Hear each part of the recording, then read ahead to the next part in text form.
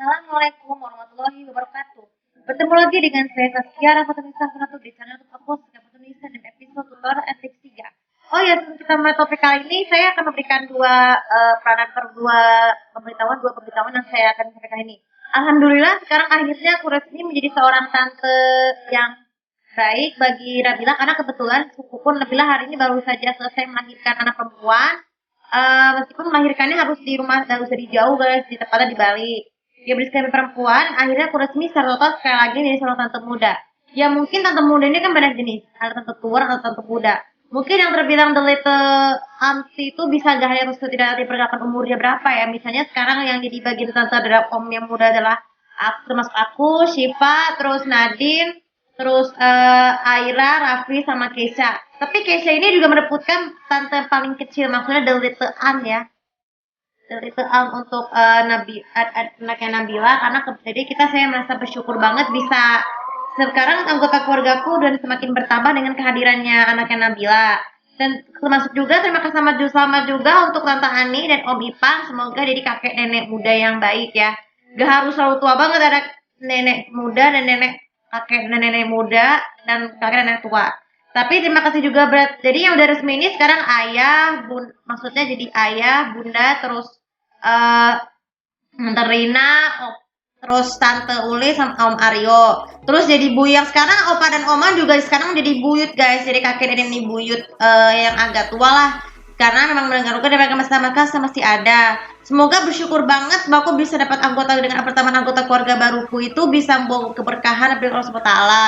Dengan kehadirannya malaikat kecilnya si Nabila. Jadi tapi namanya biar saya Nabila aja yang nentuin dan Iqbal, terutama untuk Iqbal juga. Kalau nonton vlog ini terima kasih juga. Terus juga kemudian yang kedua sekarang sudah memasuki bulan Maret, tepatnya di awal musim semi. Dan ini merupakan hari pertama sekaligus hari pertama Piala U20 ya. Pertama di Piala Asia dulu yang akan berlangsung dari hari ini sampai hari sampai hari Sabtu ya, sampai hari Sabtu tanggal 18 Maret. Jadi ini menandakan sinyal bahwa Piala musim semi ditanda berawal juga dengan Piala U20 dulu, baru nanti minggu keempatnya.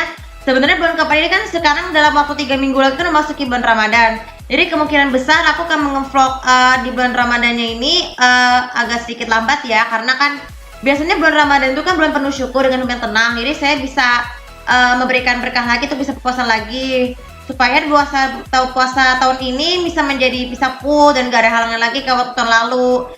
Maksudnya kayak haid, sakit. Ya mungkin jujur banget tahun lalu tuh kan aku puasanya gak full karena aku sakit. Anggap saja ini sebagai ujian bahwa penyakit ini merupakan ujian dari Allah Subhanahu wa taala yang harus kita pelihara. Jadi biar bagaimana, tapi alhamdulillah tahun lalu itu masih akhirnya penyakit demamku bisa sembuh bukan secara langsung sih, tapi dengan kehendak kuasaan Allah Subhanahu wa taala penyakit bisa sembuh dengan dan juga hiburan kecilnya seperti Talak Mesra Manatu Amanda dan Surga Cinta.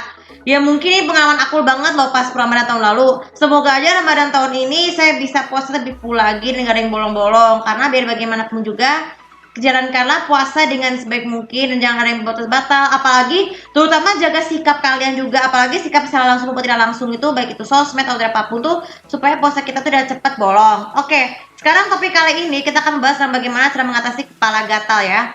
Kepala ini juga menjadi bagian dari ada rambut. Di dalam bagian ada rambut sebagai mahkota kepala. Ini aku saya ngevlognya pakai kerudung sesuai dengan arahan dari ayahku, kalau mau kerja pun harus pakai kerudung. Terus kemudian Terus kalau sedangkan bagian kepalanya ada tulang tempurung, tulang tengkorak, otak. Jadi otot bisa berudara. Kadang tanpa kita sadari dulu, kadang-kadang kepalaku tuh kepala terasa sensitif, yaitu berupa gatal. Baik serius pun enggak, kepala gatal itu merupakan sesuatu yang sangat tidak enak. Jadi saking itu jadi terasa tidak nyaman. Jadi bagaimana cara mengatasi kepala gatal itu? Pertama tentang rambut ya. Kalau kita berkeramas rambut, pastikan keramas dengan betul dengan menggunakan kuku supaya tidak ini guys.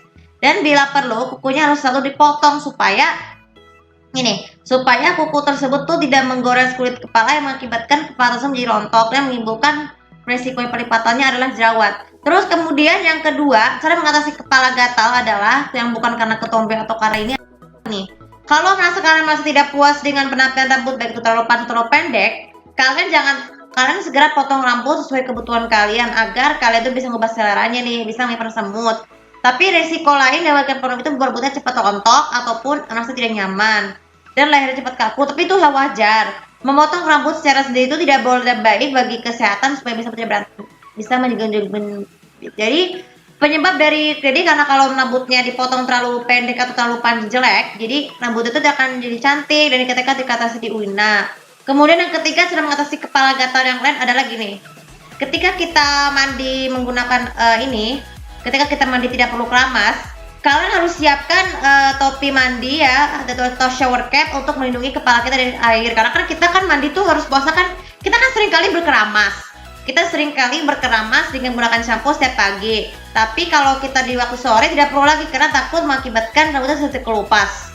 Kemudian yang keempat, ketika menyisir rambut, siapkanlah sisir yang berbentuk sikat ataupun jika sisir yang sudah usang untuk kehilangan bagian penyisirannya, bagian tongkat kecilnya, bagian ujung kecilnya, segeralah dibuang dan bila perlu gunakanlah belilah sisir yang baru baik itu jenis sikat ataupun jenis biasa supaya bisa disirkam supaya rambut kita itu tetap lurus sempurna. Kemudian yang kelima, cara mengatasi kulit kepala gatal yang lain adalah gini.